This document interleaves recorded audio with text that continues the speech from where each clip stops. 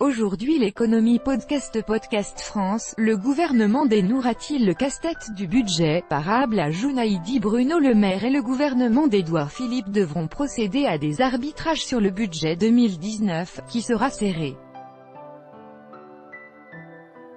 François Bouchon, Le Figaro. En France, le gouvernement fait sa rentrée ce mercredi 22 août 2018 avec le Conseil des ministres à l'Élysée. Un programme chargé et ambitieux pour cette rentrée, loi pacte sur les petites et moyennes entreprises, plan pauvreté, réforme de l'assurance chômage et des retraites. Mais avant cela, il va falloir procéder aux derniers arbitrages sur le budget de l'année 2019. Cette année, l'exercice s'avère particulièrement périlleux. Ces derniers mois, les principaux ministères concernés, à commencer par celui de l'économie et du budget, ont planché sur cette équation qui a tout du casse-tête. D'abord à cause du contexte économique, beaucoup moins favorable que l'an dernier. Cette année, le gouvernement anticipait une croissance de 2%. Elle a finalement atteint poussivement 1,6%. Dans le même temps, l'État s'est privé de ressources importantes. La réduction de l'impôt sur les sociétés entrée en vigueur cette année, 11 milliards d'euros en moins dans les caisses de l'État d'ici 2022. La fin du crédit d'impôt pour la compétitivité et l'emploi, le CICE, qui sera transformé l'an prochain en une baisse des cotisations patronales, ça représente 20 milliards d'euros en moins pour la sécurité sociale. L'État devrait trouver un moyen de compenser ces 20 milliards, pareil pour le remplacement de l'impôt de solidarité sur la fortune, ISF, par un impôt sur la fortune immobilière. C'est 3 milliards d'euros en moins pour les recettes. Or, dans le même temps, l'État est toujours tenu par ses engagements européens de redresser ses comptes, rester sous un déficit de 3% du PIB, idéalement le ramener à 2,3% en 2019. Où l'État compte-t-il trouver l'argent? Le plus probable, à travers des suppressions de postes de fonctionnaires. Dans son programme électoral, Emmanuel Macron a inscrit l'objectif de 50 000 postes en moins lors de son quinquennat dans le périmètre de l'État. Dans le cadre de sa réforme, l'État français envisage des restructurations qui impliqueront forcément moins de moyens humains. Des ministères seront épargnés, des hausses franches de crédit sont même prévues pour l'éducation, la transition écologique, la justice, ainsi que la sécurité et la défense. En tout, 80 milliards d'euros d'économies doivent être réalisés.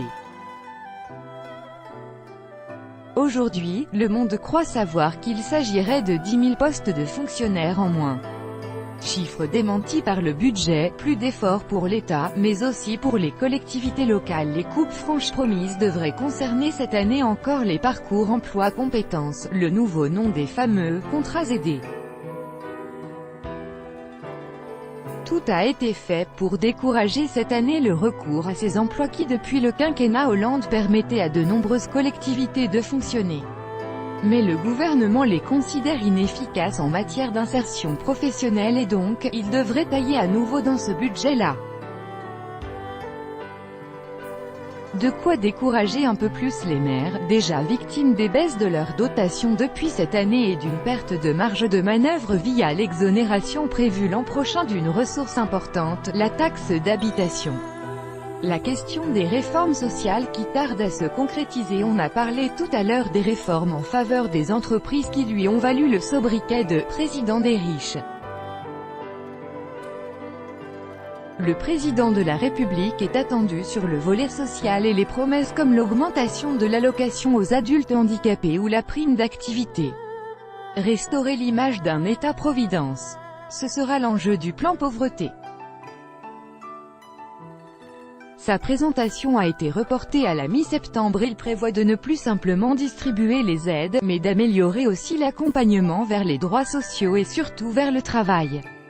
Suivront le plan de réforme de l'hôpital et celui de l'indemnisation chômage. Les délicates réformes des aides au logement et des retraites prendront encore plus de temps. Le gouvernement veut en revanche dévoiler au plus vite sa loi pacte sur les entreprises. Elle doit inciter les patrons de PME à redistribuer les profits aux salariés sous forme de participation ou d'une prime d'intéressement qui dépendrait des résultats de l'entreprise, ce qui permettrait d'améliorer le pouvoir d'achat des salariés. Les arbitrages sont rendus ce mercredi, mais les conclusions seront dévoilées fin août par le Premier ministre Édouard Philippe. On saura alors si le gouvernement réussit dans un contexte économique moins favorable à contenir la dépense publique pour respecter ses engagements européens tout en se donnant les moyens d'une politique sociale enfin visible aux yeux des Français. Retrouvez la revue de presse française, La France en panne de croissance sur le même sujet. France, le budget, équation complexe de la rentrée gouvernementale. En savoir plus. France, le gouvernement face à une rentrée politique à risque. En savoir plus. France, budget français 2018, qui gagne, qui perd? En savoir plus. France, transformation de l'ISF, hausse de la CSG, ce qu'il faut retenir du budget 2018. En savoir plus. Archives 1, 2, 3. Suivant, dernier plus grand que Jackson Hole, le symposium des banques centrales s'ouvre aujourd'hui. Les représentants des grandes banques centrales de la planète font leur rentrée. Comme chaque année, ils se donnent rendez-vous pour 3. La crise s'enlise entre les États-Unis et la Turquie. Interviewé lundi 20 août 2018 à la Maison-Blanche, Donald Trump a refusé toute concession. Ankara doit libérer le pasteur américain. La Grèce sort de la tutelle mais reste sous surveillance. Une page se tourne pour la Grèce, ce lundi 20 août 2018. Du moins dans ses relations avec les institutions européennes et le FMI. Après 8, Côte d'Ivoire, les bières XXL, série d'été, il est un objet en Afrique qui n'échappe pas aux fêtards. En Côte d'Ivoire, la bouteille de bière aux proportions généreuses. Au Kenya, l'énergie solaire a le vent en poupe, série d'été, le Kenya est le pays idéal pour l'industriel solaire. Depuis plusieurs années, des kits composés de lampes, radio ou encore télévision. À Paris, le Temple africain du cheveu, série d'été. À Paris, dans le quartier du Château d'Eau, les magasins de mèches sont légion. 1, 2, 3. Suivant, dernier plus grand que